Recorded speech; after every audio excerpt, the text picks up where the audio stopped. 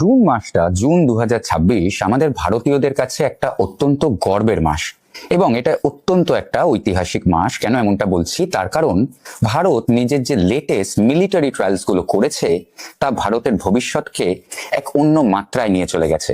আমরা ভারতবাসীরা এক অন্য স্বপ্ন দেখতে শুরু করতে পারি এবং যে অর্গানাইজেশনের পেছনে আছে ডিআরডিও, যে সারা দেশকে সর্বদাই প্রাউড করে থাকে, সে আবার এমন কিছু নতুন অ্যাচিভমেন্ট করেছে যা ভারতবর্ষকে পৃথিবীর শীর্ষ সারিতে যে দেশগুলো আছে তার মধ্যে জায়গা করে দিচ্ছে। এই ভিডিওটা একটু টেকনিক্যাল হলেও ভীষণ ইন্টারেস্টিং হতে চলেছে, তাই শেষ অবধি দেখুন। নমস্কার, আপনারা দেখছেন জিওকাকা। আমরা এই চ্যানেলে জিওপলিটিক্সের ডেইলি ভিডিওস বানাই, তাই আপনি যদি জিওপলিটিক্স ইন্টারেস্টেড হন তাহলে আমাদের চ্যানেলটা সাবস্ক্রাইব করতে ভুলবেন না। চলুন শুরু করি। জুন মাসের 15 তারিখ 2026 সালে উড়িষ্যা থেকে ডিআরডিও টেস্ট করে long range land attack missile, যেটাকে ছোট করে বলা হচ্ছে LRLACM, এবং অনেকেই ভারতবর্ষের এই মিসাইলটাকে মজা করে ভারতবর্ষের টমাহক বলে ডাকছে। আচ্ছা, এবার চট করে বুঝে নিই যে এই LRLACM, এই যে গালভরা নামটা, এই মিসাইলটা কেন এত স্পেশাল। এই মিসাইলটা স্পেশাল বিকজ এই মিসাইলটা কিন্তু অন্য যে মিসাইলগুলো আছে তার মতো উপর থেকে ট্রাভেল করে না। এটা কিন্তু গ্রাউন্ড হাক করে, মানে জমির একদম কাছ দিয়ে, বা যদি এটা সমুদ্র দিয়ে ট্রাভেল করে তাহলে একদম তার গ্রাউন্ডকে হাক করে, টেরেনকে হাক করে কিন্তু এই মিসাইলটা ট্রাভেল করে। এবং এই মিসাইলটা প্রিসাইসলি টার্গেট করতে পারে ওভার 1500 কিলোমিটার, মানে এটা হচ্ছে মিসাইলটার রেঞ্জ। এবার এইটা এত স্পেশাল কারণ যখন একটা মিসাইল উপর থেকে না এসে সারফেসের কে হাক করে যায় তখন কিন্তু এটা র্যাডারকে ফাঁকি দিতে খুব সাহায্য করে। অতএব যখন অন্য দেশে হামলা হয় তখন কিন্তু র্যাডারে এই মিসাইল চট করে ধরা পড়ে না, এবং এটা ভীষণই ফাস্ট এবং এটা ভীষণই প্রিসিশন এর কিন্তু দারুণ, বিকজ এর মধ্যে কিন্তু সেই সব ন্যাভিগেশন, সফিস্টিকেটেড ন্যাভিগেশন টেকনোলজি আছে যা ভারতবর্ষকে হেল্প করবে।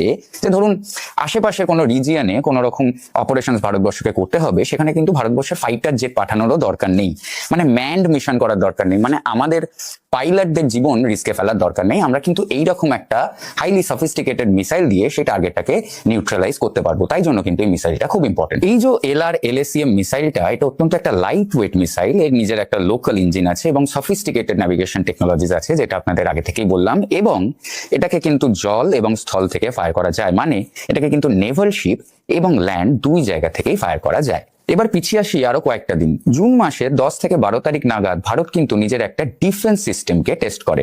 এটাকে বলা হচ্ছে ভারতবর্ষের ballistic missile defence shield, PMD shield ছোট করে এটাকে বলা যায়। এটার কাজ কি?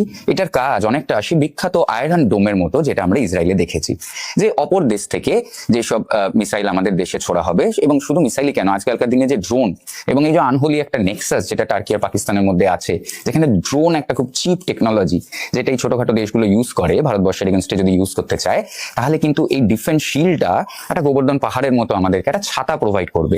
এই কিন্তু সেইগুলোকে নিউট্রালাইজ করতে আমাদের হেল্প করবে। অতএব এইটা আমাদের আর্সেনালে এসে যাওয়া, আমাদের আর্মিতে এসে যাওয়া কিন্তু একটা হিস্টোরিক টার্নিং পয়েন্ট, বিকজ এইটা কিন্তু আজকের দিনের মডার্ন ওয়ারফেয়ারের একটা খুব এসেনশিয়াল টুল। এই কারণে যে যারা জিওকাকার আগের ভিডিও দেখেছেন, আমি কিন্তু বারবার বলতে থাকি যে মডার্ন ওয়ারফেয়ার কিন্তু আর্মি মার্চ করে ট্যাঙ্ক ঢুকিয়ে দিয়ে হয় না। মডার্ন ওয়ারফেয়ার কিন্তু অনেক দিনই এরিয়াল জায়গায় চলে গেছে, মানে এরিয়াল ফাইট হয়, এরিয়াল ডমিনেন্স দিয়ে হয়, যেটা আমরা কার্গিলের সময়তেই দেখেছি যে ভারতবর্ষ কিভাবে এরিয়ালি কার্গিল যুদ্ধে পাকিস্তানকে নাস্তানাবুদ করে ছেড়েছিল। এখন সেটা আরেক ধাপ এগিয়ে, যে যাতে ম্যান লাইফ মানে হিউম্যান লাইফ রিস্ক না হয়, তাই জন্য এইসব drone, unmanned missile, ballistic missile, land cruiser missiles, এইরকম বিভিন্ন ধরনের টেকনোলজি কিন্তু আমরা দেখতে পাচ্ছি, যেটা কিন্তু ভারতের সাথে সাথে অন্য দেশরাও এর উপর কাজ করছে। তাই আমাদের এই ইন্ডিজিনাস মিসাইল বানানো যেমন একটা অসাধারণ ব্যাপার, সঙ্গে সঙ্গে এটাও ততটাই জরুরি যে আমাদের ডিফেন্সটাও তত ভালো হোক। আমাদের অফেন্সে যেমন নতুন মিসাইলগুলো অ্যাড হয়েছে, সঙ্গে আমাদের আগ্নির পুরো সিরিজটা আছে যেগুলো আমাদের কাছে আছে, তার সাথে আমাদের ডিফেন্স মজবুত করতে কিন্তু এই BMD সিস্টেম ভারতবর্ষকে আগামী দিনে ভীষণ রকম হেল্প করবে।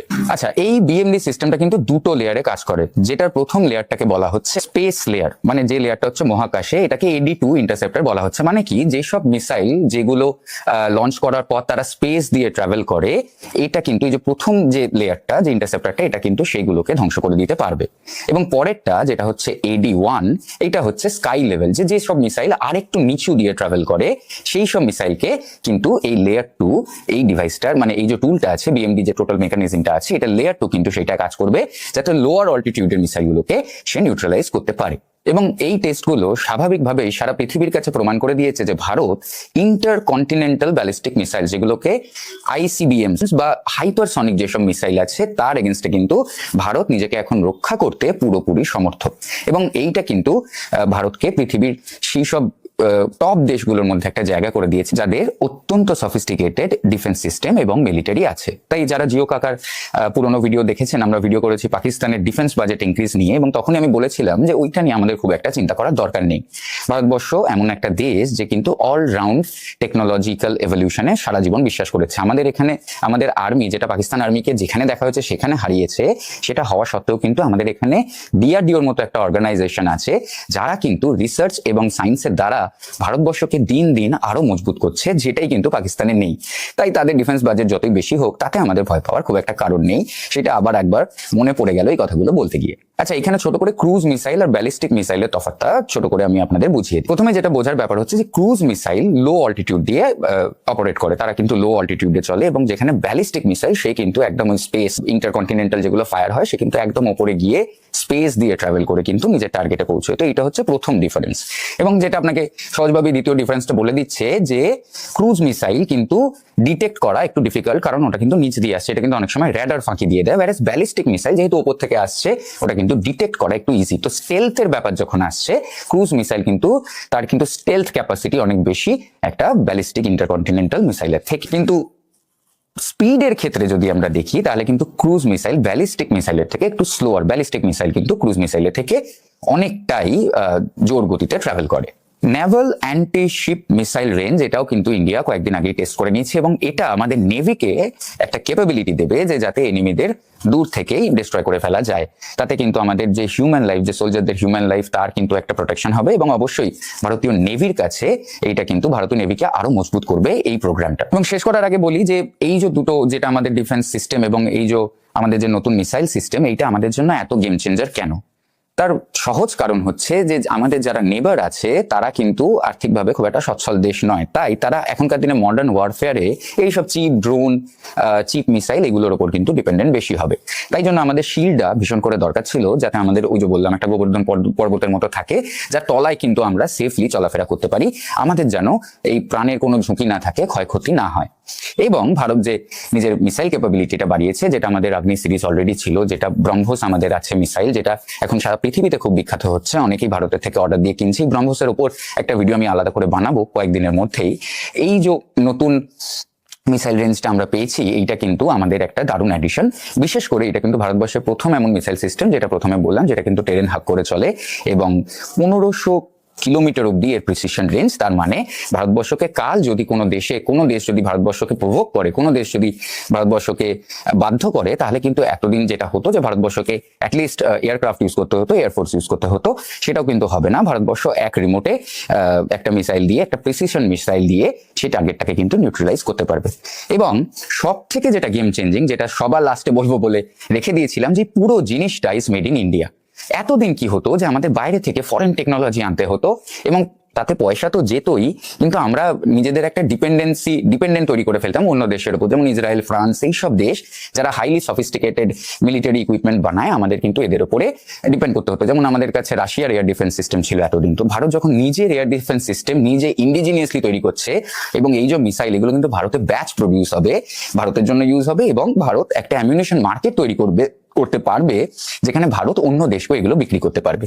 এবং এই পুরো ব্যাপারটা তৈরি হয়েছে ইন্ডিয়াতে, ইন্ডিয়ান কোম্পানির, ইন্ডিয়ান DRDO দ্বারা, যেটা কিন্তু আমাদের সবার জন্য একটা ভীষণ গর্বের কথা, যেটি is a truly make in India project. এবং আরেকটা প্রজেক্ট, যেটার আপনাদের একটা ছোট ইঙ্গিত দিয়ে রাখি, যেটা নিয়ে আমি খুব শীঘ্রই একটা ভিডিও করব, যেটার নাম হচ্ছে প্রজেক্ট কুশা। এই কুশা নিয়ে রাজনাথ সিং এই কদিন আগেই একটা মন্তব্য করেছে যে এটাও ভারতের মিলিটারিতে একটা গেম চেঞ্জার হতে পারে, এবং এটাকে আমরা ইন অ্যাকশন 2028 সালের মধ্যে দেখতে পেতে পারি। সেই ভিডিওটা যদি আপনি দেখতে চান কমেন্টে লিখে জানান।